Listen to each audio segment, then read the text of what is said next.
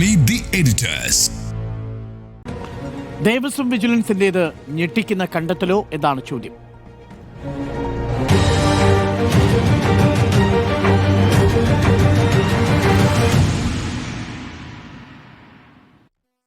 നമുക്കൊപ്പം P R Sunil കൂടി ചേരുന്നുണ്ട് ഡൽഹിയിൽ നിന്നും. P R Sunil, good evening. P R Sunil, ഈ കേസിൽ ഇപ്പോൾ ഇ ഡി കൂടി വരാൻ പോകുന്നു എന്ന വിവരമാണ് നമ്മൾ ഇന്ന് പുറത്തുവിട്ടത്. അതിനിടയിലാണ് ദേവസ്വം വിജിലൻസ് റിപ്പോർട്ടിന്റെ പൂർണ്ണരൂപവും നമ്മൾ പുറത്തുവിട്ടിരിക്കുന്നത്. ആ പൂർണ്ണരൂപത്തിൽ നിന്ന് വായിച്ചെടുക്കാൻ കഴിയുന്നത് ഗുരുതരമായ വീഴ്ച ഉദ്യോഗസ്ഥ തലത്തിലും ദേവസ്വം ബോർഡ് അധികൃതരുടെ ഭാഗത്തും സംഭവിച്ചു എന്ന് തന്നെയാണ്.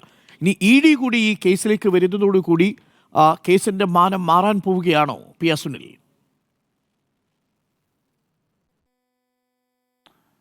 ഉറപ്പായും ഇ ഡി കൂടി ഈ ശബരിമലയിലേക്ക് എത്തുന്നതോടുകൂടി ഇ ഡിക്ക് വരാനുള്ളൊരു അവസരം ഏതായാലും ഉണ്ടാക്കി കൊടുത്തു ഈ ദേവസ്വം ബോർഡ് അല്ലെങ്കിൽ ഈ സംവിധാനങ്ങൾ എന്ന് നമുക്ക് ഒരു സംശയമില്ലാതെ പറയാൻ കഴിയും. ശബരിമലയിലെ സംവിധാനങ്ങളാകെ കുത്തഴിഞ്ഞു കിടക്കുന്നു എന്നതിൻ്റെ നേർക്കാഴ്ചയാണ് ഇപ്പോൾ പുറത്തു വരുന്ന, ഓരോ നിമിഷവും പുറത്തു വരുന്ന ഇപ്പോഴത്തെ ഈ വെളിപ്പെടുത്തലുകൾ വരുന്നത്. ഇതൊരു വലിയ കൊള്ളയാണ് എന്നുള്ള കാര്യത്തിൽ ഇപ്പോൾ ഒരു സംശയവുമില്ല. ഒരു വലിയ കൊള്ള എന്ന് വെച്ചാൽ വലിയൊരു മാഫിയ സംഘം തന്നെ ഒരുപക്ഷെ ഇതിന് പിന്നിൽ ഉണ്ട് എന്ന് വേണമെങ്കിൽ നമുക്ക് സംശയിക്കാവുന്ന സാഹചര്യങ്ങളൊക്കെ തന്നെ ഇപ്പോഴുണ്ട്. അപ്പോൾ ഇപ്പോൾ ഹൈക്കോടതി അന്വേഷണം പ്രഖ്യാപിച്ചിരിക്കുകയാണ്. SIT രൂപീകരിച്ചിരിക്കുന്നു. SIT ഇപ്പോൾ അന്വേഷണം ആരംഭിച്ചിട്ടുണ്ട്. കേസെടുത്ത് മുന്നോട്ട് പോകും. അന്വേഷണവുമായി ബന്ധപ്പെട്ട കൂടുതൽ വിശദാംശങ്ങളിലേക്ക് ഒരുപക്ഷെ SIT കടക്കും. അതുമായി ബന്ധപ്പെട്ട റിപ്പോർട്ട് ഹൈക്കോടതിയിൽ നൽകും. കൂടുതൽ വിശദാംശങ്ങളൊക്കെ തന്നെ പുറത്തു വരുമെന്ന് പ്രതീക്ഷിക്കാം. ഏതായാലും ഒരു ഉണ്ണികൃഷ്ണൻ പോറ്റിയിൽ തുടങ്ങിയ ഒരു സംഭവമാണ് അതിപ്പോൾ മുൻ ദേവസ്വം പ്രസിഡന്റുമാരിലേക്ക് എത്തുന്നു. അതിനുശേഷം ദേവസ്വം സമിതി അംഗങ്ങൾക്ക് എതിരെ വരുന്നു, ഉദ്യോഗസ്ഥർക്കെതിരെ വരുന്നു. അപ്പോൾ ഇത് എല്ലാവർക്കും കൂട്ടുത്തരവാദിത്വമുള്ള ഒരു വലിയ സിസ്റ്റമാറ്റിക് ഫെയിലിയർ ശബരിമലയിൽ നടന്നു എന്നതിൻ്റെ തെളിവ് പുറത്തു വരുന്നു. ശബരിമല എന്ന് പറയുന്ന ഒരു കേരളത്തിൻ്റെ സാംസ്കാരിക പൈതൃകത്തിൻ്റെ ഭാഗമായ ഒരു പ്രദേശത്തെ അത്രയും ലാഘവത്തോടെ കൈകാര്യം ചെയ്തതിൻ്റെ ഒരു വലിയ ഉദാഹരണമാണ് ഇപ്പോൾ പുറത്തു വരുന്ന ഓരോ ദിവസവും ഓരോ നിമിഷവും പുറത്തു വരുന്ന കാര്യങ്ങൾ. ഇപ്പോൾ സർക്കാർ ശബരിമലയിലെ പണം കൊള്ളയടിക്കുന്നു എന്നൊക്കെയുള്ള രാഷ്ട്രീയ ആരോപണങ്ങൾ നമ്മൾ ഒരുപാട് കാലമായി കേട്ടുകൊണ്ടിരിക്കുന്നതാണ്. സർക്കാർ അങ്ങനെ ശബരിമലയിൽ പോയി കൊള്ളയടിക്കുന്നു എന്നൊന്നും ഞാൻ വിശ്വസിക്കുന്നില്ല. അതൊക്കെ രാഷ്ട്രീയ ആരോപണമായി തന്നെ അവിടെ നിൽക്കും. പക്ഷേ ശബരിമലയിൽ ഉണ്ടായിട്ടുള്ള സിസ്റ്റമാറ്റിക് ഫെയിലിയർ, അത് തീർച്ചയായും അതിൻ്റെ മുകളിലിരിക്കുന്ന ആളുകൾക്ക് പൂർണ്ണ ഉത്തരവാദിത്വമുണ്ട്. അവരുടെ പിഴവ് തന്നെയാണ് എന്നുള്ള കാര്യത്തിൽ യാതൊരു സംശയമില്ല. ദേവസ്വം ബോർഡിന് ശബരിമലയിൽ ഇപ്പോൾ ഈ ദ്വാരപാലക വിഗ്രഹവുമായി ബന്ധപ്പെട്ടും അതുപോലെ തന്നെ ഈ പടിക്കെട്ടുമായി ബന്ധപ്പെട്ടും ഒക്കെ തന്നെ ഇത് സ്വർണം പൂശാൻ കൊടുത്തതിനെ കുറിച്ച് അവർക്ക് അറിയുകയില്ല എന്നാണ് പറയുന്നത്. ശബരിമലയിലെ അവിടുത്തെ ഒരു നിയമം അനുസരിച്ച് അവിടെ നിന്ന് ഒരു സാധനവും പുറത്തു കൊണ്ടുപോകാൻ പാടില്ല എന്ന് നിയമമുണ്ട്. അത് ഹൈക്കോടതിയുടെ അനുമതി ഇല്ലാതെ ഒരു സാധനവും ശബരിമലയുടെ ക്ഷേത്രവുമായി ബന്ധപ്പെട്ട ക്ഷേത്ര സ്വത്തുക്കളൊന്നും പുറത്തു കൊണ്ടുപോകാൻ പാടില്ല. ഇതൊക്കെ അവിടെ വെച്ച് ചെയ്യാവുന്ന സാഹചര്യമേ ഉള്ളൂ. അപ്പോഴാണ് ഉണ്ണികൃഷ്ണൻ പോറ്റി എന്നൊരാൾ അവതരിപ്പിക്കുന്നത്. ഉണ്ണികൃഷ്ണൻ പോറ്റിയുടെ കയ്യിൽ ഈ സംഭവം പൂർണ്ണമായി വിശ്വസിച്ച് കൊടുത്തുവിടുന്നു. അങ്ങനെ കൊടുത്തുവിടുമ്പോൾ അത് സ്വർണ്ണമല്ലാതെ ചെമ്പാണ് എന്ന് മഹസറിൽ എഴുതി ചേർക്കുന്നു. ഇതൊക്കെ ഇവിടെ നടക്കുന്ന കാര്യമാണെന്നുള്ളതാണ്. തമിഴ്നാട്ടിലെ ഈ ചിദംബരം ക്ഷേത്രത്തിൻ്റെയൊക്കെ ഒരു കേസ് 2014 സുപ്രീം കോടതിയിൽ വന്നപ്പോൾ ഇതുമായി ബന്ധപ്പെട്ട് ആ ക്ഷേത്രവുമായി ബന്ധപ്പെട്ട് വലിയ ആക്ഷേപങ്ങളും ആരോപണങ്ങളൊക്കെ ഉണ്ടായപ്പോൾ അന്ന് സുപ്രീം കോടതി ചെയ്തത് ആ ക്ഷേത്രവുമായി ബന്ധപ്പെട്ട വിശ്വാസികളുടെ പൂർണ്ണ നിയന്ത്രണത്തിലേക്ക് ആ ക്ഷേത്രത്തിൻ്റെ ഭരണ സംവിധാനങ്ങളാകെ വിട്ടുകൊടുക്കുകയാണ് സുപ്രീം കോടതി ചെയ്തത്. അപ്പോൾ ഇത് തീർച്ചയായും ഒരു ദേവസ്വം ബോർഡ് നിയന്ത്രിക്കുന്ന ഒരു സംവിധാനം, സർക്കാരിൻ്റെ കീഴിൽ ദേവസ്വം ബോർഡ് പ്രവർത്തിക്കുന്നതാണ്. അപ്പോൾ ആ ഒരു സംവിധാനത്തിൽ ആകെ പാകപ്പിഴ എന്നുള്ള തരത്തിലേക്ക് ഈ കാര്യങ്ങൾ പുറത്തു കൊണ്ടുവരികയും ഇതാകെ ചീഞ്ഞു നാറുന്ന അവസ്ഥയിലേക്ക് കാര്യങ്ങൾ മാറുകയും ചെയ്തു. ഇത് തീർച്ചയായും വലിയ പിടിപ്പുകേടിൻ്റെ കൂടി ഭാഗമാണ്. അപ്പോൾ ഇതെങ്ങനെയൊക്കെ ഇനി മറിയും എന്നുള്ളതൊക്കെ നമുക്ക് വരും ദിവസങ്ങളിൽ മാത്രമേ കണ്ടറിയാൻ സാധിക്കുകയുള്ളൂ. കാരണം SIT റിപ്പോർട്ട് എവിടെയൊക്കെ പോകും, SIT റിപ്പോർട്ട് ആരിലേക്കൊക്കെ തന്നെ പോകും എന്നൊക്കെ നമ്മൾ കാത്തിരുന്ന് കാണണം. അതിനുശേഷം ഹൈക്കോടതി ഈ വിഷയത്തിൽ എന്ത് തീരുമാനമെടുക്കും എന്നതൊക്കെ വളരെ പ്രധാനപ്പെട്ട വിഷയമാണ്. ഏതായാലും ഈ ഹൈക്കോടതിയാണ് ഇത് കണ്ടെത്തിയത് എന്നുള്ളത് കൂടി ഈ സംവിധാനത്തിൻ്റെ നിയന്ത്രണമുള്ള ആളുകളുടെ വീഴ്ചയായി നമ്മൾ വിലയിരുത്തണം. കാരണം എന്തുകൊണ്ട് ദേവസ്വം ബോർഡ് അറിഞ്ഞില്ല? ദേവസ്വം ബോർഡിന്റെ കഴിഞ്ഞ ഭരണസമിതികളിൽ ഇരുന്നിട്ടുള്ള ആരും ഇതറിഞ്ഞില്ല. ഇത് ഞങ്ങൾ അറിഞ്ഞിട്ടേയില്ല എന്നാണ് പറയുന്നത്. അപ്പോൾ ഇത്രയും സ്വർണം ഒരാൾ വന്ന് ശബരിമലയിൽ വന്ന് ഇത് സ്വർണം പൂശാം എന്നൊക്കെ പറഞ്ഞ് ദ്വാരപാലക വിഗ്രഹത്തിൻ്റെ ഇതും പടിക്കെട്ടും അതുപോലെ വാതിലും ഒക്കെ കൊണ്ടുപോകുന്നു, വഴിനീളെ നടന്ന് പൂജ നടത്തുന്നു, ജയറാമിനെ പോലുള്ള ആളുകളെയൊക്കെ കൊണ്ടുവന്ന് ഇതിനകത്തേക്ക് ഉൾപ്പെടുത്തുന്നു. അങ്ങനെ ഇങ്ങനെയൊക്കെ പ്രചരിപ്പിച്ച് പ്രചാരണ വിഷയമാക്കി ഈ വലിയ ആഘോഷമാക്കി ഒക്കെ കൊണ്ടു നടന്നൊരു വലിയ തട്ടിപ്പ് ദേവസ്വം ബോർഡ് അറിഞ്ഞില്ല എന്നുള്ളത് അത്ഭുതപ്പെടുത്തുന്ന കാര്യം തന്നെയാണ്. മാത്രമല്ല നമുക്കറിയാം ഈ ശബരിമലയിൽ ഒരുപാട് ആളുകളുണ്ട്, ഈ ദേവസ്വം ബോർഡുമായി ബന്ധപ്പെട്ട് പ്രവർത്തിക്കുന്ന ആളുകൾ, അതല്ലാതെ പ്രവർത്തിക്കുന്ന ആളുകൾ വലിയ സമ്പന്നന്മാരാണ്. ശബരിമലയിൽ വരുന്ന പല ഭക്തന്മാരും ഇവരെയൊക്കെ തന്നെ പ്രത്യേകം കാറ്റർ ചെയ്ത് കോടീശ്വരന്മാരായ ഒരുപാട് മനുഷ്യരുണ്ട് എന്നുള്ള വിവരങ്ങളൊക്കെ തന്നെ പുറത്തു വരുന്നുണ്ട്. ഈ നമ്മുടെ തിരുപ്പതി ക്ഷേത്രത്തിൽ സമീപകാലത്ത് ഒരാൾ അറസ്റ്റിലായിരുന്നു. അവിടുത്തെ ഒരു സാധാരണ ജീവനക്കാരനാണ്. 100 കോടി രൂപയാണ് അദ്ദേഹത്തിന്റെ ആസ്തി എന്ന് പിന്നീട് കണ്ടെത്തിയത്. അദ്ദേഹത്തെ അറസ്റ്റ് ചെയ്തിട്ടുണ്ട്. അപ്പോൾ ഇതുപോലെ ഈ അമ്പലം വിഴുങ്ങികളായിട്ടുള്ള ഒരുപാട് മനുഷ്യർ ഇതുമായി ബന്ധപ്പെട്ടുണ്ട്. അത് കണ്ടെത്താൻ കഴിഞ്ഞില്ല എന്നുള്ളത് തീർച്ചയായും ദേവസ്വം ബോർഡിന്റെയും ദേവസ്വം ബോർഡിനെ നിയന്ത്രിക്കുന്ന സംവിധാനങ്ങളുടെയും പരാജയം തന്നെയാണ്. ഇനി ഇ ഡി വരുന്നു എന്നുള്ളത് തീർച്ചയായും കേന്ദ്ര സർക്കാരിന് ശബരിമലയിലേക്ക് നേരിട്ട് കൈകടത്താനുള്ള ഒരു അവസരമായി കൂടി ഇത് സംഭവങ്ങൾ മാറുകയാണ്. കാരണം ഇനി ഇ ഡി വന്ന് അവിടുത്തെ സാമ്പത്തിക ക്രമക്കേടുകൾ അന്വേഷിക്കുന്നു, വലിയ കേസായി മാറുന്നു. അപ്പോൾ അത് ഏതൊക്കെ തലങ്ങളിലേക്ക് പോകും എന്നുള്ളത് കൂടി നമ്മൾ കാത്തിരുന്ന് കാണണം. ഏതായാലും ശബരിമലയിൽ നടന്നിരിക്കുന്നത് വലിയ കൊള്ളയാണ്, ഒരു മാസ് കൊള്ളയാണ്. അതിന് പിന്നിൽ ഒരു വലിയ മാഫിയ സംഘം തന്നെ പ്രവർത്തിച്ചിട്ടുണ്ട്. അത് ഒരു ഉണ്ണികൃഷ്ണൻ പോറ്റിയിൽ ഒതുങ്ങുന്നതല്ല. അതിൽ പല ഉദ്യോഗസ്ഥർക്കും പങ്കുണ്ട്. മുൻപ് റിട്ടയർ ചെയ്തു പോയ ഉദ്യോഗസ്ഥർക്ക് പങ്കുണ്ടാകാം, പല അംഗങ്ങൾക്ക് പങ്കുണ്ടാകാം. അതിനപ്പുറത്ത് ഏതെങ്കിലും ഏജൻസികൾക്ക് ഈ വിഷയത്തിൽ പങ്കുണ്ടാകാനുള്ള സാധ്യതയുണ്ട്. അപ്പോൾ ഇതൊരു വലിയ മാഫിയ സംഘത്തിൻ്റെ വലിയ കൊള്ള ശബരിമലയിൽ നടന്നിരിക്കുന്നു. അപ്പോൾ അത് ഈ അന്വേഷണത്തിലൂടെ പുറത്തു വരേണ്ട വിഷയമാണ്. പക്ഷേ സർക്കാരിനെ സംബന്ധിച്ച് ഈ വിഷയത്തിൽ ശക്തമായ നടപടി എടുത്തില്ല എങ്കിൽ സർക്കാരിന് അത് വലിയ തിരിച്ചടിയാകും. ഇത് സർക്കാരിന് വലിയ മുന്നറിയിപ്പാണ്. ഏതായാലും പ്രതിപക്ഷം വലിയ പ്രതിഷേധവുമായി രംഗത്തുണ്ട്. നിയമസഭയിലൊക്കെ തന്നെ വലിയ പ്രതിഷേധം ഉയർത്തിയിട്ടുണ്ട്. നിയമസഭാ നടപടികളൊക്കെ തന്നെ പ്രക്ഷുബ്ധമാവുന്നത് നമ്മൾ കണ്ടതാണ്. പ്രതിപക്ഷം വളരെ ശക്തമായി പോകുന്നു. തെരഞ്ഞെടുപ്പ് വരാൻ പോവുകയാണ്. പഞ്ചായത്ത് തെരഞ്ഞെടുപ്പ് വരുന്നു, നിയമസഭാ തെരഞ്ഞെടുപ്പ് വരുന്നു. അപ്പോൾ ഒരിക്കൽ കൂടി തെരഞ്ഞെടുപ്പുകളിലൊക്കെ തന്നെ ശബരിമല വീണ്ടും വിഷയമാകുന്നൊരു സാഹചര്യം. മുൻപ് വിശ്വാസവുമായി ബന്ധപ്പെട്ട വിഷയമാണെങ്കിൽ ഇപ്പോൾ ക്ഷേത്രത്തിലെ സ്വത്ത് കൊള്ളയടിച്ചു എന്നുള്ള തരത്തിലുള്ള ആരോപണമാണ് സർക്കാർ നേരിടാൻ പോകുന്നത്. ഇതിനി ശബരിമലയിൽ മാത്രമാണോ? മറ്റ് പല ക്ഷേത്രങ്ങളുടെയും ബോർഡുകളെ അല്ലെങ്കിൽ ആ ക്ഷേത്രങ്ങളുടെ ഭരണസമിതിയെ ഒക്കെ തന്നെ ബാധിക്കാൻ പോകുന്ന വിഷയമായി മാറുകയാണ്. അപ്പോൾ ഇത് വളരെ സൂക്ഷിച്ച് കൈകാര്യം ചെയ്യേണ്ട ഒരു വിഷയമായിരുന്നു. ഈ വിഷയം കൈകാര്യം ചെയ്യുന്നതിൽ വലിയ വീഴ്ച പറ്റി, വലിയ പാളിച്ച പറ്റി. അത് വളരെ ലാഘവത്തോടെ കണ്ടു എന്നുള്ള കാര്യത്തിൽ സംശയമില്ല. അതാണ് ഇപ്പോൾ പുറത്തു വരുന്ന ഈ വിവരങ്ങളൊക്കെ തന്നെ തെളിയിക്കുന്നത്. Okay, thank you. ശബരിമല സ്വർണ്ണമോഷണത്തിൽ ദേവസ്വം വിജിലൻസിൻ്റേത് ഞെട്ടിക്കുന്ന കണ്ടെത്തലാണോ? ശബരിമലയുടെ ചരിത്രത്തിൽ ഇതാദ്യമായിട്ടാണ് സ്വർണ്ണമോഷണ കേസിൽ ദേവസ്വം ബോർഡ് അപ്പാടെ തന്നെ പ്രതിസ്ഥാനത്ത് വരുന്നത്. 8ാം പ്രതിയാണ് SITയുടെ 2ാമത്തെ FIR. ജിമ്മി, അത് ഞെട്ടിക്കുന്ന കാര്യമാണ്. ദേവസ്വം ബോർഡ് തന്നെ പ്രതിസ്ഥാനത്ത് വരിക സ്വർണ്ണമോഷണ കേസിൽ എന്നുള്ളത് ഇതുവരെ നമ്മൾ കേട്ടിട്ടില്ല. ഇവിടെ ഇത് സംഭവിച്ചിരിക്കുന്നു. ജിമ്മി, ഞെട്ടിക്കുന്ന കണ്ടെത്തൽ. ഇത്രയും ദിവസം നമ്മൾ പറഞ്ഞുകൊണ്ടിരുന്നത് ഉദ്യോഗസ്ഥരുടെ വീഴ്ച എന്നുള്ളതാണ്. എന്ന് മാത്രമല്ല, ഇത് സംബന്ധിച്ച കോടതിയുടെ വിധികൾ ഓരോ ദിവസം പുറത്തു വരുമ്പോൾ ഉദ്യോഗസ്ഥർക്ക് പറ്റിയ വീഴ്ച, കൃത്യമായ നടപടി, അത് സംബന്ധിച്ച് മുഖ്യമന്ത്രി, അത് സംബന്ധിച്ച് ദേവസ്വം ബോർഡ്, ദേവസ്വം മന്ത്രി, ഇവരെല്ലാവരും പറഞ്ഞുകൊണ്ടിരുന്നത് നമ്മൾ കേട്ടതാണ്. പക്ഷേ ഇന്ന് നമ്മൾ മനസ്സിലാക്കുന്നു, രണ്ട് കേസുകളെടുത്തു, 2 FIRകൾ. അതിൽ 2ാമത്തെ FIRൽ 8ാം പ്രതി എൻറ്റയർ ദേവസ്വം ബോർഡാണ്. ദേവസ്വം ബോർഡിൻ്റെ ചരിത്രത്തിൽ 1950 തിരുവിതാംകൂർ ദേവസ്വം ബോർഡ് രൂപീകൃതമായിരുന്നു.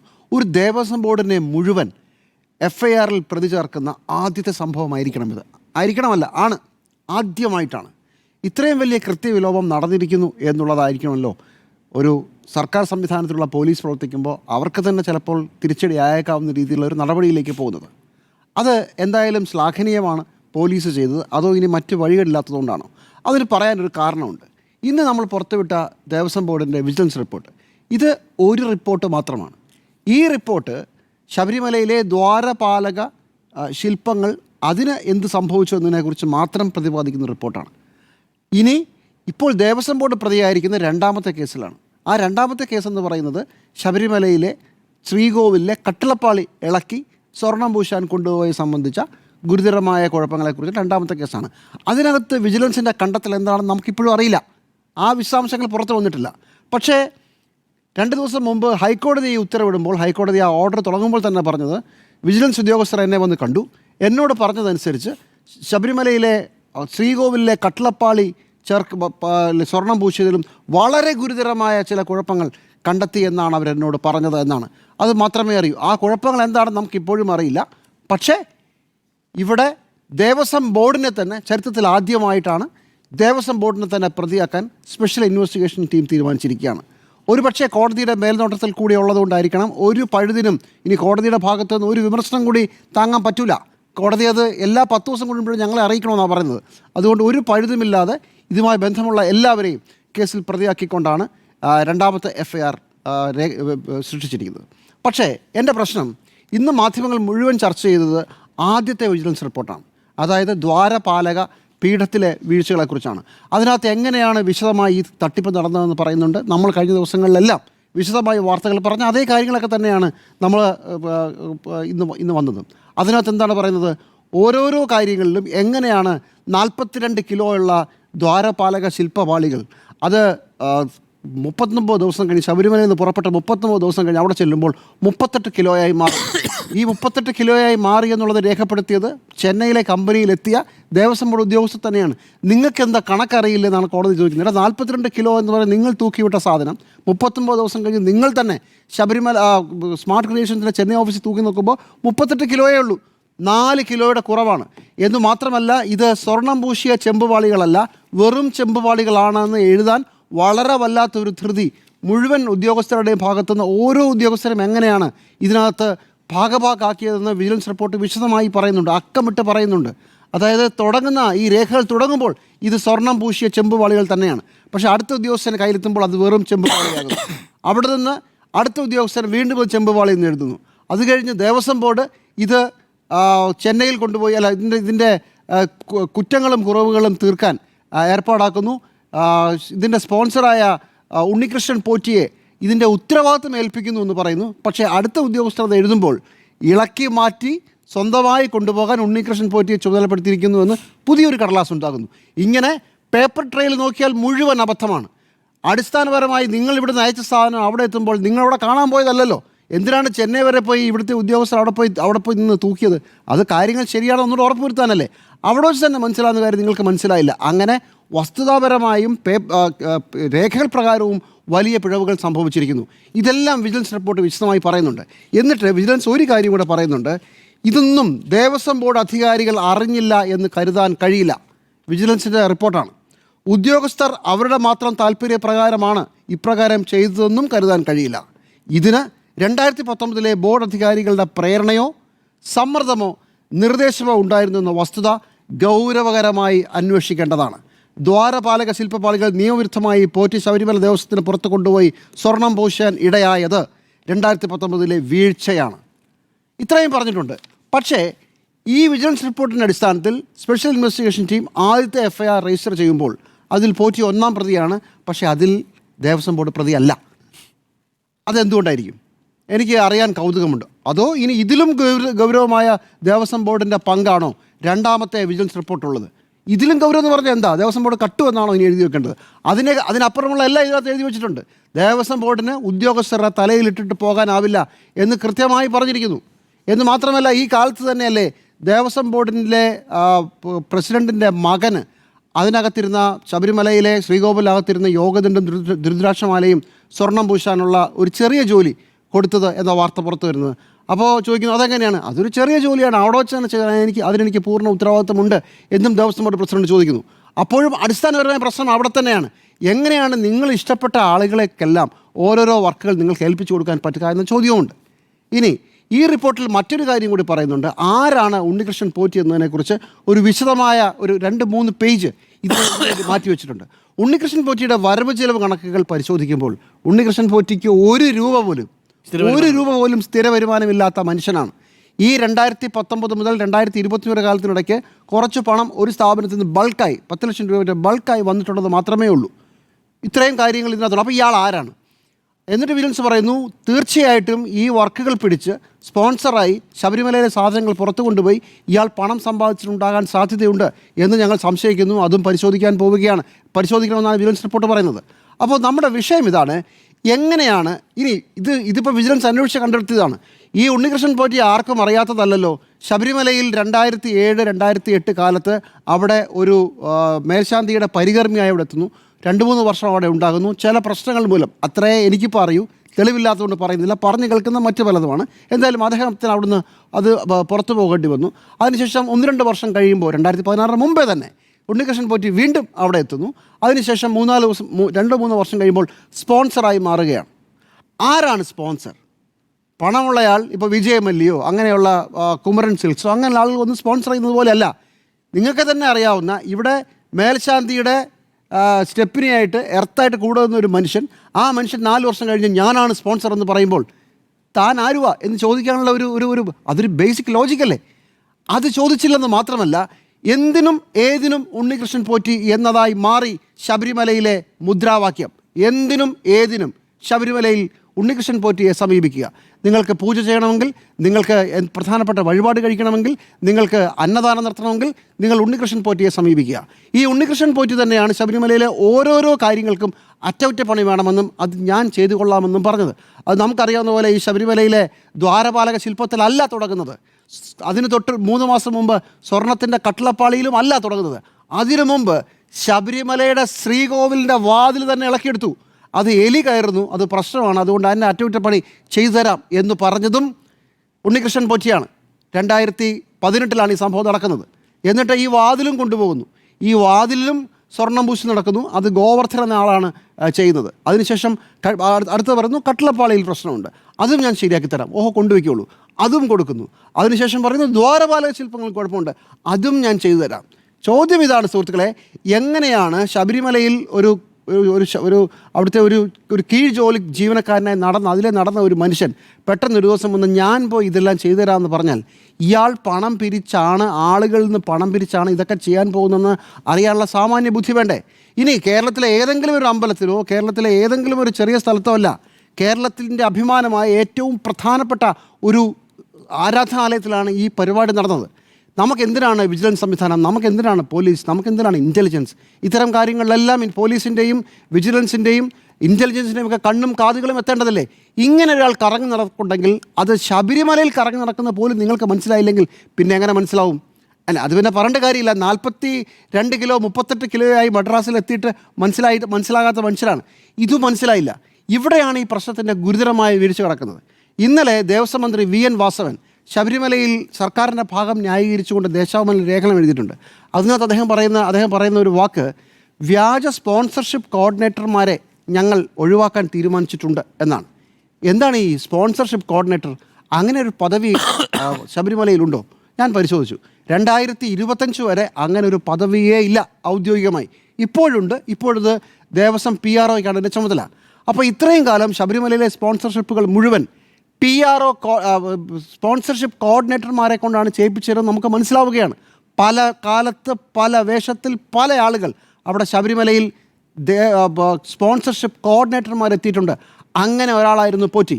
അതായത് ഇത്രയും പ്രധാനപ്പെട്ട ഒരു ആരാധനാലയത്തിൽ സ്പോൺസർഷിപ്പ് കോർഡിനേറ്ററായി ആരെങ്കിലും ഒരാൾ മാറിയാൽ അയാൾക്ക് ശബരിമലയിൽ വരുന്ന ആളുകളെ സമീപിക്കാം, അവരിൽ നിന്ന് പണം പിരിക്കാം, സ്വന്തം റിസ്കിലും സ്വന്തം ഉത്തരവാദിത്വത്തിലും ഈ സാധനങ്ങൾ ശബരിമലയ്ക്ക് പുറത്തു കൊണ്ടുപോകാം, എന്ത് ജോലിയും ചെയ്യാം, അത് എവിടെ വേണമെങ്കിലും കറക്കിക്കൊണ്ട് പോകാം, എന്നിട്ട് തിരിച്ചിവിടെ കൊണ്ട് വെക്കുകയും ചെയ്യാം.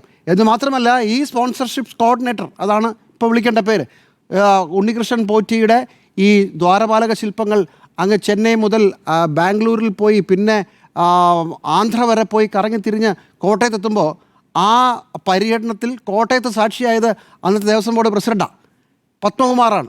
അത്രയും കാര്യങ്ങൾ ചെയ്യാം. ഇവിടെയാണ് വിഷയം. ഇത് ഇപ്പോൾ എനിക്ക് തോന്നുന്നൊരു സംശയം, ഇപ്പോൾ 8-9 ഉദ്യോഗസ്ഥർ ഇതിനകത്ത് ഒപ്പിട്ടിട്ടുണ്ട്. ഇതെല്ലാവരും കൂടി ചേർന്ന് ഒരു ഫ്രോഡ് നടന്നോ എന്ന് ചോദിച്ചാൽ എനിക്കറിയില്ല. അത് ചിലപ്പോൾ സാധ്യത കുറവാണ്, അബദ്ധങ്ങളെ പറ്റിയതായിരിക്കും. പക്ഷേ അബദ്ധങ്ങൾ ഉണ്ടാക്കാനുള്ള എല്ലാ സാധ്യതയും തുറന്നിടുന്ന ഒരു കണക്കും ഒരു വ്യവസ്ഥയും ഒരു സംവിധാനവുമില്ലാത്ത സിസ്റ്റമിക് ഫെയിലിയർ ശബരിമലയിൽ ഉണ്ടായിട്ടുണ്ട് എന്നുള്ളതാണ് സത്യം. അങ്ങനെ ഒരു സിസ്റ്റമിക് ഫെയിലിയർ, വ്യവസ്ഥയുടെ തകർച്ച ശബരിമലയിലുള്ളതുകൊണ്ട്, അല്ലെങ്കിൽ വ്യവസ്ഥ തന്നെ ഇല്ലാത്തത് കൊണ്ടാണ് ഇങ്ങനെ സ്പോൺസർഷിപ്പ് കോർഡിനേറ്റർ എന്ന പേരിലും ഇല്ലാത്ത പേരിലുമൊക്കെ ആളുകൾക്ക് എത്തി ഓരോരോ കാര്യങ്ങൾ ചെയ്യാനുള്ള അവസരമുണ്ടാകുന്നത്. അല്ലെങ്കിൽ എങ്ങനെയാണ്? നിങ്ങൾക്ക് തന്നെ അറിയാവുന്ന 2006-ലും 2008-ലും 2010-ലുമൊക്കെ അതിലെ നടന്ന ഒരു മനുഷ്യൻ പെട്ടെന്ന് സ്പോൺസർഷിപ്പ് കോർഡിനേറ്റർ സ്പോൺസർ ചെയ്യാമെന്ന് പറഞ്ഞു വരുമ്പോൾ നിങ്ങൾക്ക് തന്നെ അറിയുക സ്പോൺസർഷിപ്പ് കോർഡിനേറ്ററാണ്. നിങ്ങൾ വേറെ ആളുകളിൽ നിന്ന് പണം സ്വരൂപിക്കുന്നതാണ്, ഇതെല്ലാം അറിയാം. എന്നിട്ട് ഒരു തരത്തിലുള്ള വ്യവസ്ഥയും വെള്ളിയാഴ്ചയും ഇല്ലാതെ അയാളെ എല്ലാ പണിയും ഏൽപ്പിക്കുകയാണ്. എന്തിനും ഏതിനും ഉണ്ണികൃഷ്ണൻ പോറ്റി എന്ന ഒറ്റ വരി മതി അന്നത്തെ ദേവസ്വം ബോർഡിൻ്റെ വീഴ്ചയെ തുറന്നു കാട്ടാൻ. ഇനി അതിനുശേഷം അത് കഴിഞ്ഞു വന്ന ദേവസ്വം ബോർഡുകളും ഈ സ്പോൺസർഷിപ്പ് കോർഡിനേറ്റർ എന്ന് പറയുന്ന സംവിധാനം അവിടെ ഉണ്ട് എന്നുള്ളത് അറിയാത്തതല്ലല്ലോ. ഉണ്ണികൃഷ്ണൻ പോറ്റിക്കെതിരെ ആർക്കും ഒരു നടപടിയും എടുക്കാൻ തോന്നിയില്ല. അബദ്ധത്തിന് ഹൈക്കോടതി ഇന്ന് ഈ വിഷയമെടുത്ത് കഴിഞ്ഞ ആഴ്ച ഈ വിഷയമെടുത്ത് അലക്കിയപ്പോഴാണ് അങ്ങനെയുണ്ടോ എന്ന് പറഞ്ഞ് ഞെട്ടുകയാണ്. ഓരോ വാർത്ത വരുമ്പോഴും നമ്മുടെ ദേവസ്വം ബോർഡ് സംവിധാനവും സർക്കാരുമൊക്കെ ഞെട്ടുകയാണ്. പക്ഷേ നമ്മുടെ കൺമുമ്പിൽ ഇങ്ങനെ ഒരാൾ സകല കാര്യങ്ങളും നടത്തിക്കൊണ്ടിരിക്കുകയാണെന്നുള്ളത് എല്ലാവർക്കും അറിയാവുന്ന കാര്യമല്ലേ. വിഷയം ശബരിമലയിൽ എല്ലാവർക്കും സ്വന്തമായി കാര്യങ്ങൾ ഓപ്പറേറ്റ് ചെയ്യാൻ ആളുകളെ വേണം. അപ്പോൾ ആരെങ്കിലുമൊക്കെ അവിടേക്ക് ഇരിക്കുന്നത് നല്ലതാണ്. ഇത് ചിലപ്പോൾ അവിടെയുള്ള ആൾക്ക് മാത്രമല്ല, രാഷ്ട്രീയക്കാർക്കും ഭക്തർക്കും ഒക്കെ ഇപ്പോൾ ഒരാളെ ഫോൺ ചെയ്ത് പറഞ്ഞാൽ നമുക്ക് കാര്യങ്ങൾ നടക്കുമെങ്കിൽ നമുക്കൊരു ബുദ്ധിമുട്ടില്ലല്ലോ, അത് നടക്കട്ടെ എന്ന് വിചാരിച്ചതിൻ്റെ പ്രശ്നമാണ്. ശബരിമലയിൽ നടക്കുന്ന ഒരു ഓർഗനൈസ്ഡ് ലൂട്ട് ആണോന്ന് പോലും എനിക്കിപ്പോൾ സംശയമുണ്ട്. ഇതൊരു സിസ്റ്റമിക് ഫെയിലിയറാണ്. ഉദ്യോഗസ്ഥരാരും അവരുടെ പണി ചെയ്യാത്ത ഒരു കുത്തഴിഞ്ഞ സംവിധാനത്തിൽ ഉണ്ണികൃഷ്ണനെ പോറ്റിക്ക് മുമ്പും ഉണ്ണികൃഷ്ണൻ പോറ്റിക്ക് ശേഷവും ആളുകൾ ഉണ്ടായിട്ടുണ്ടാകാം. ആ സംവിധാനം വളം വെച്ച് കൊടുത്തു എന്നുള്ളതാണ് ഏറ്റവും പ്രധാനപ്പെട്ട കുറ്റം. അതിലെങ്കിലും ദേവസ്വം ബോർഡ് ഉത്തരവാദിയാണ്. അതോടൊപ്പം എന്തുകൊണ്ടാണ് ശബരിമലയിലെ ദ്വാരപാലക ശില്പങ്ങളുടെ കാര്യത്തിൽ ഇന്നത്തെ റിപ്പോർട്ടിൽ ദേവസ്വം ബോർഡിനെ ഏറ്റവും നിശിതമായി കുറ്റപ്പെടുത്തിയിട്ടും എന്തുകൊണ്ടാണ് സ്പെഷ്യൽ ഇൻവെസ്റ്റിഗേഷൻ ടീം ഇതിൽ ദേവസ്വം ബോർഡിനെ പ്രതിയാക്കാത്തത് എന്ന സംശയവും എനിക്കുണ്ട്. അത് വളരെ വലിയൊരു സംശയമാണ്. ഇതിൽ വലിയൊരു കുറ്റം ദേവസ്വം ബോർഡ് ചെയ്തു എന്ന് പറയാൻ ഏതെങ്കിലും റിപ്പോർട്ടിൽ പ്രഥമ അന്വേഷണ റിപ്പോർട്ട് ഉണ്ടാകുമെന്ന് ഞാൻ കരുതുന്നില്ല. ദേവസ്വം ബോർഡ് 1-ാം എഫ്ഐആറിലും 2-ാം എഫ്ഐആറിലും പ്രതിയാക്കേണ്ടതായിരുന്നു, അതായിട്ടില്ല.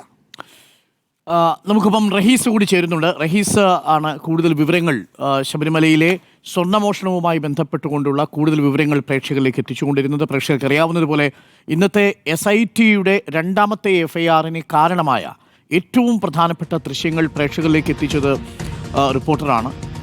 ഈ കട്ടളപ്പാളി എങ്ങനെയാണ് സന്നിധാനത്ത് നിന്ന് അടർത്തിയെടുത്ത് അത് സ്മാർട്ട് ക്രിയേഷൻസിൽ എത്തിച്ച് സ്വകാര്യ പൂജ നടത്തി ജയറാമിൻ്റെ വീട്ടിൽ കൊണ്ടുപോയി പൂജ നടത്തിയ ദൃശ്യങ്ങൾ പുറത്തുവിട്ടത് റിപ്പോർട്ടർ TV-യാണ്. റഹീസ് നമുക്കൊപ്പം ചേരുന്നുണ്ട്. റഹീസ്, ഈ ദേവസ്വം വിജിലൻസ് റിപ്പോർട്ടിൽ നമ്മൾ ചൂണ്ടിക്കാണിച്ച വസ്തുതകളല്ലേ യഥാർത്ഥത്തിൽ പരാമർശിച്ചിരിക്കുന്നത്? SITയുടെ FIR-ൽ തന്നെ ഈ കട്ടളപ്പാളി കട്ടതുമായി ബന്ധപ്പെട്ടുള്ള വാർത്ത പുറത്തു വരുമ്പോൾ ആ വാർത്തയും പുറത്തുവിട്ടത് നമ്മളാണ്. നമ്മളുടെ അന്വേഷണത്തിൽ പറഞ്ഞിരിക്കുന്ന കാര്യങ്ങളാണ് ദേവസ്വം വിജിലൻസിൽ സിംഹഭാഗവും റിപ്പോർട്ടിലുള്ളത് എന്നുള്ളതാണ് വാസ്തവം.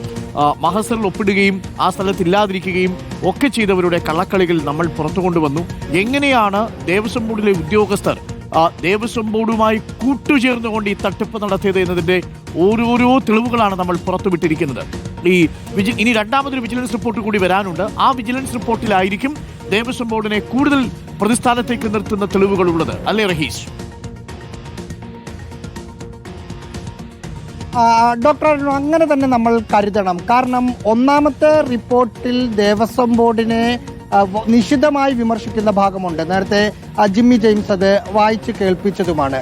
എന്നിട്ടും ആ വരികൾ ഉണ്ടായിട്ട് പോലും ആദ്യത്തെ FIR-ൽ ദേവസ്വം ബോർഡിന്റെ പേര് പറഞ്ഞിട്ടില്ല.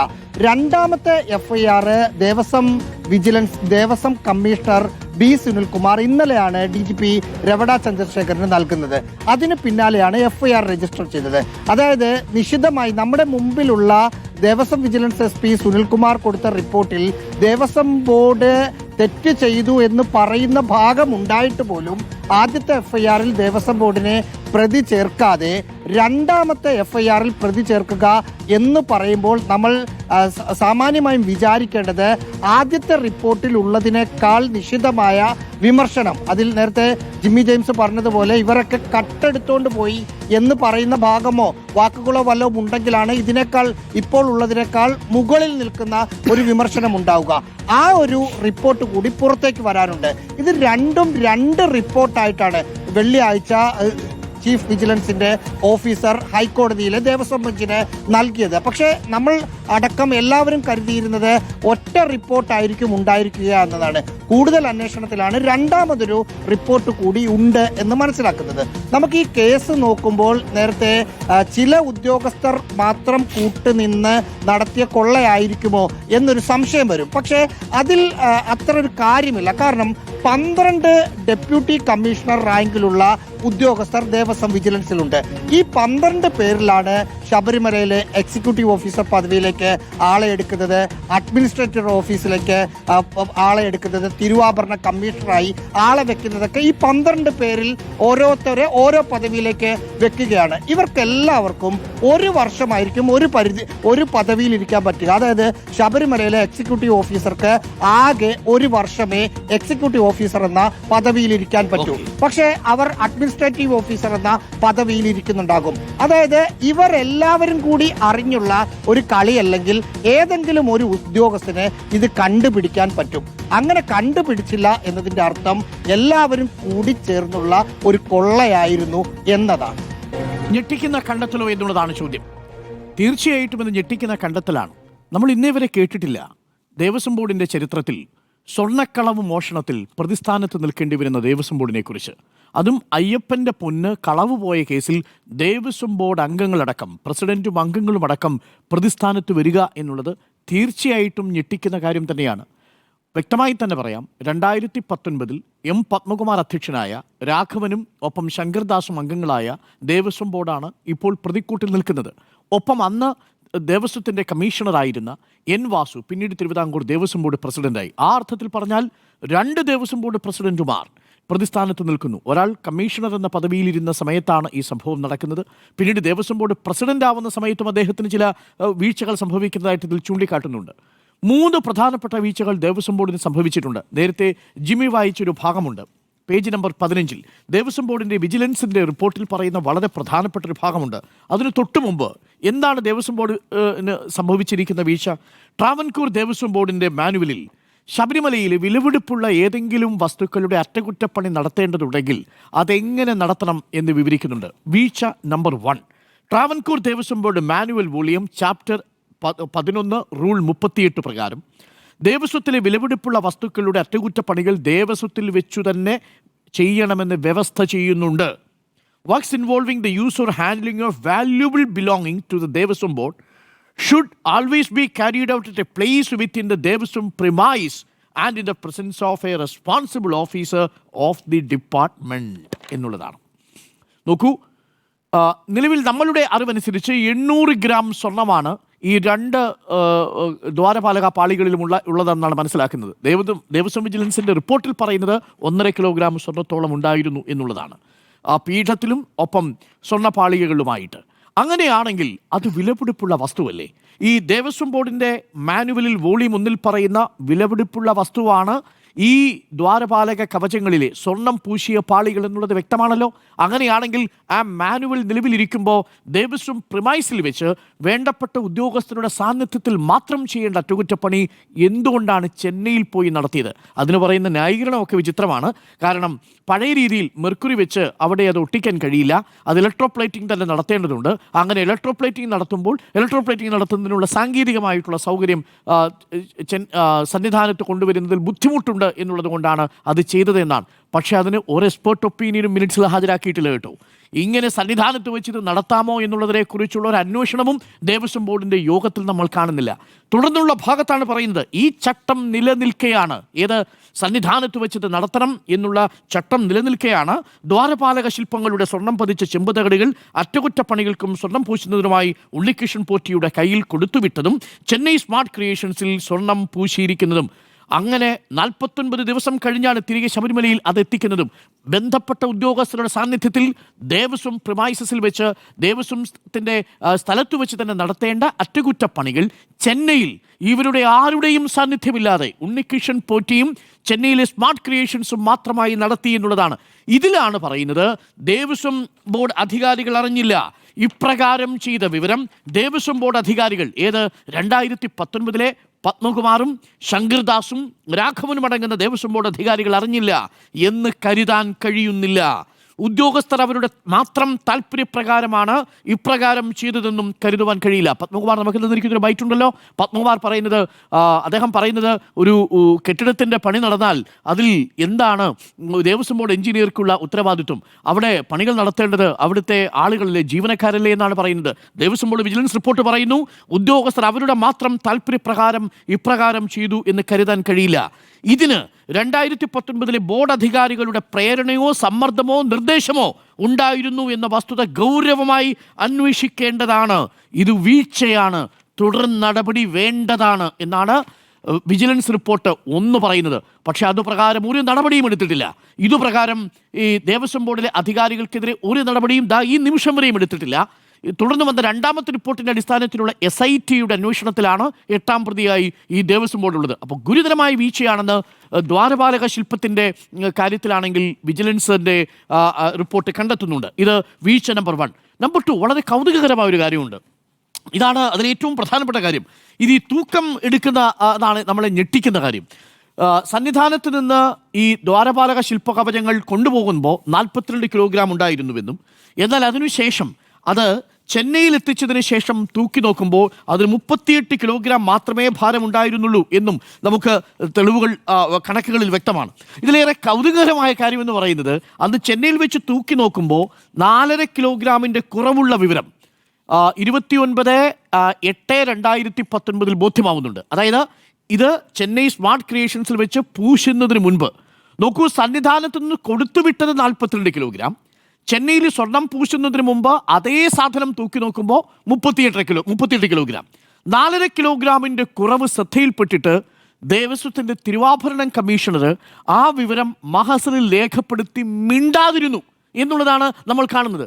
ഇവിടെ പ്രേക്ഷകർ നിങ്ങൾ നോക്കൂ, 4.5 കിലോഗ്രാം തൂക്കമാണ്. 4.5 കിലോഗ്രാമും സ്വർണ്ണമല്ല കേട്ടോ, അതിനകത്ത് ആകെയുള്ളത് 800 ഗ്രാം സ്വർണ്ണമായിട്ടാണ് നമ്മൾ കണക്കാക്കുന്നത്. പക്ഷേ 4.5 കിലോഗ്രാം തൂക്കം ആ സ്വർണം പൂശിയ ചെമ്പുപാളികളിൽ ഉണ്ടായ വിവരം ദേവസ്വം ബോർഡ് അധികാരികൾ അറിയാതെ പോയതെന്തുകൊണ്ടാണ്? മഹസറിൽ അത് കണ്ടിട്ടും അത് ഗൗരവത്തിലെടുക്കാതെ പോയതെന്തുകൊണ്ടാണ്? ഞാൻ മനസ്സിലാക്കുന്നത് അന്ന് ദേവസ്വം ബോർഡ് അത് കണ്ടെത്തിയിരുന്നുവെങ്കിൽ ഇന്ന് ഈ വിഷയമേ ഉണ്ടാവില്ലെന്ന് മാത്രമല്ല, ഈ വിഷയത്തിൽ ദേവസ്വം ബോർഡിൻ്റെ ഇടപെടലിനെ നമ്മൾ ഇന്ന് പ്രോത്സാഹിപ്പിക്കുമായിരുന്നു. അന്ന് തന്നെ കണ്ടെത്താൻ കഴിയുമായിരുന്നു. വാസവൻ പറയുന്ന ഈ വ്യാജ സ്പോൺസർ കോർഡിനേറ്റർ ഉണ്ണികൃഷ്ണൻ പോറ്റിയുടെ തട്ടിപ്പ് അന്ന് നമുക്ക് കണ്ടെത്താൻ കഴിയുമായിരുന്നു. എന്നാണ് ഡേറ്റ് ഒരിക്കൽ കൂടി പറയാം. 29/8/2019 തൂക്കി നോക്കുമ്പോഴാണ്, ചെന്നൈയിൽ വെച്ച് തൂക്കി നോക്കുമ്പോഴാണ് ഇവിടെ നിന്ന് കൊടുത്തുവിട്ട സ്വർണ്ണപ്പാളിക്ക് 4.5 കിലോഗ്രാം ഭാരം കുറഞ്ഞിരിക്കുന്നു. അന്ന് കണ്ടെത്തി, മഹസറിൽ എഴുതി. പക്ഷെ മഹസറിൽ എഴുതിയ വിവരം ദേവസ്വം ബോർഡ് ഉദ്യോഗസ്ഥർ മറച്ചുവെച്ചു. അത് ദേവസ്വം ബോർഡ് അധികാരികൾ അറിഞ്ഞില്ലേ? പ്രധാനപ്പെട്ട ചോദ്യമാണ്. 3 മാസം കൂടുമ്പോൾ ശബരിമലയിലെ ആസ്തി വിവരത്തിൻ്റെ കണക്കനുസരിച്ച് തിരുവാഭരണത്തിൻ്റെ കമ്മീഷണർ അത് പരിശോധിക്കേണ്ടതും ആ വിവരം ദേവസ്വം ബോർഡിന് റിപ്പോർട്ട് ചെയ്യേണ്ടതുമാണ്. ഈ വിവരങ്ങളടങ്ങിയ റിപ്പോർട്ട് 3 മാസത്തിലൊരിക്കൽ ദേവസ്വം മന്ത്രി കാണേണ്ടതുമാണ്. ഇതെന്തുകൊണ്ടാണ് 4.5 കിലോഗ്രാം തൂക്കം ശബരിമലയിലെ ദ്വാരപാലക കവചത്തിന് നഷ്ടം സംഭവിച്ചു എന്നുള്ള വിവരം, അതും പൂശുന്നതിന് മുമ്പ് നഷ്ടം സംഭവിച്ചു എന്നുള്ള വിവരം അറിയാതെ പോയത്? വീഴ്ച നമ്പർ 2. ഇനി വീഴ്ച നമ്പർ 3 എന്ന് പറയുന്നത്, നോക്കൂ എത്ര വിദഗ്ധമായിട്ടാണ് ഈ റിപ്പോർട്ടുകൾ തയ്യാറാക്കിയിരിക്കുന്നത്, എത്ര വിദഗ്ധമായിട്ടാണ് മിനിറ്റ്സുകൾ തയ്യാറാക്കിയിരിക്കുന്നത്. അതിൽ അവർ കാണിച്ച കൗശലം നമ്മളെ അത്ഭുതപ്പെടുത്തുകയാണ്. 2 കാര്യങ്ങൾ. അതിലൊന്ന്, തന്ത്രിയെ കുറിക്കാൻ വേണ്ടിയിട്ടൊരു കളിയും കൂടി കളിച്ചിട്ടുണ്ട് ഇതിനകത്ത്. അതാണ് അതിലൊരു പ്രധാനപ്പെട്ട കാര്യം. മറ്റൊന്ന്, സ്വർണം കുറഞ്ഞ് ചെമ്പ് തെളിഞ്ഞു എന്നുള്ളതായിരുന്നു തന്ത്രിയുടെ കത്തിൽ പറയുന്നത്.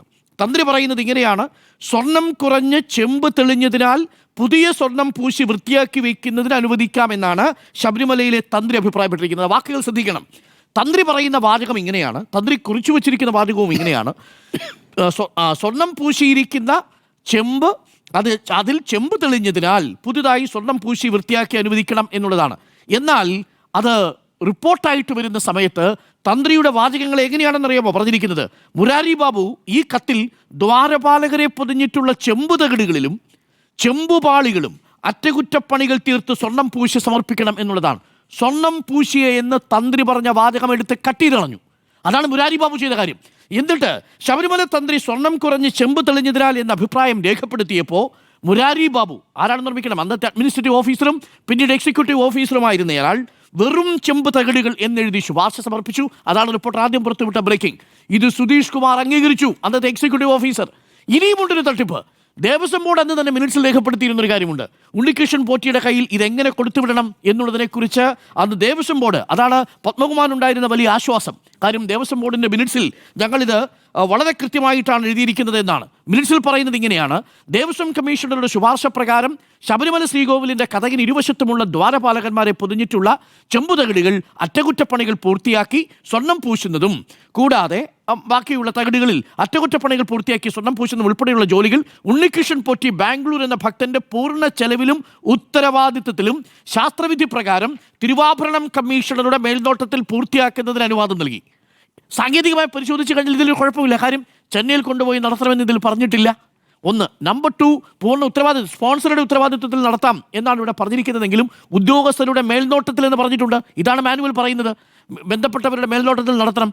ഈ മിനിറ്റ്സ് പിന്നീട് സെക്രട്ടറിയുടെ കയ്യിലേക്ക് വരുമ്പോൾ അതെന്താ ഈ മാറുന്നു അറിയാമോ? ശ്രീ ഉണ്ണികൃഷ്ണൻ പോറ്റിക്ക് സ്വർണം പൂശുന്നതിനായി കൈമാറുന്നതിനുള്ള ഉത്തരവായി മാറി. ഇതിൽ മേൽനോട്ടം ആവശ്യമില്ല, ഇതിൽ ശസ്ത്രവിധി പ്രകാരം ഇത് നടത്തണമെന്നുള്ളത് ആവശ്യമില്ല, ഇത് സന്നിധാനത്ത് വെച്ച് നടത്തണമെന്ന് ആവശ്യമില്ല.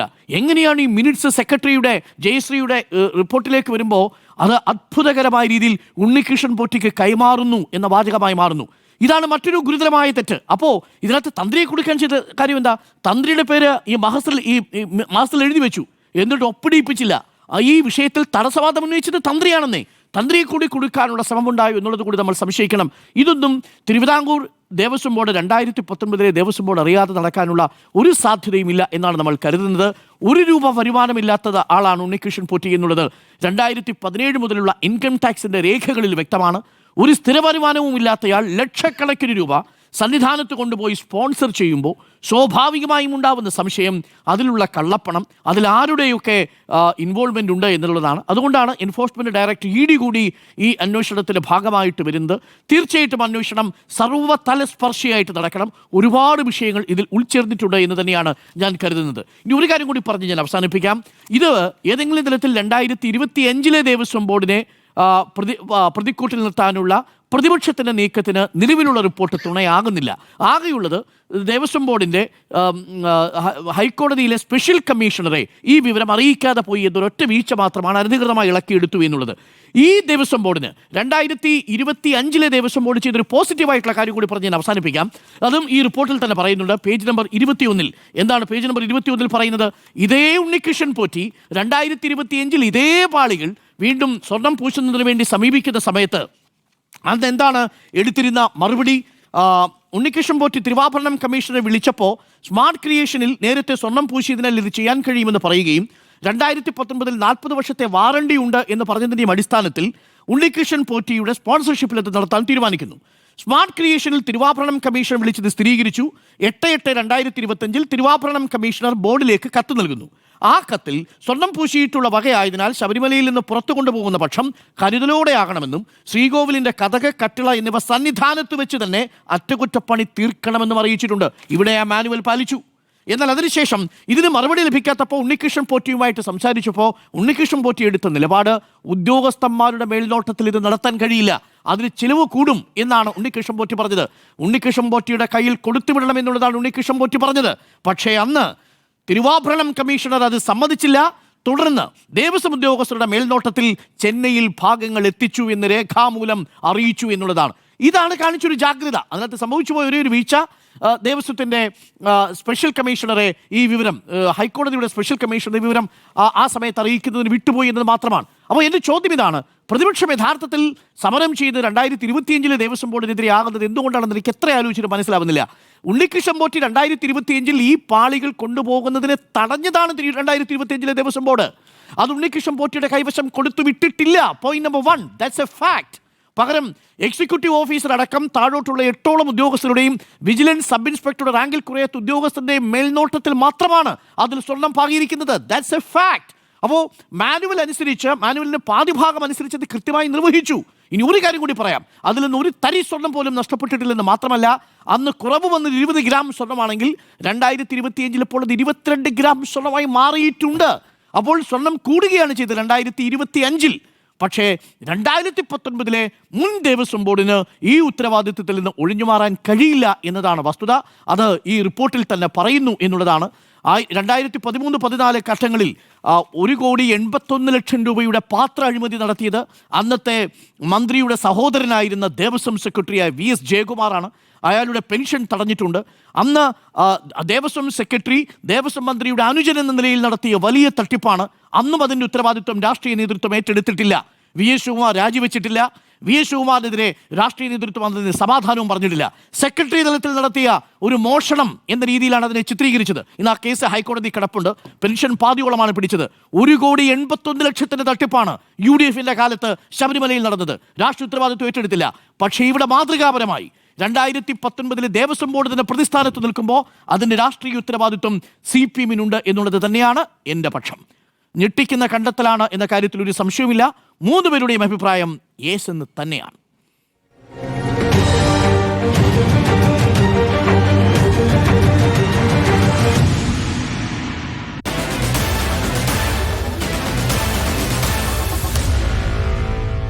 Meet the editors.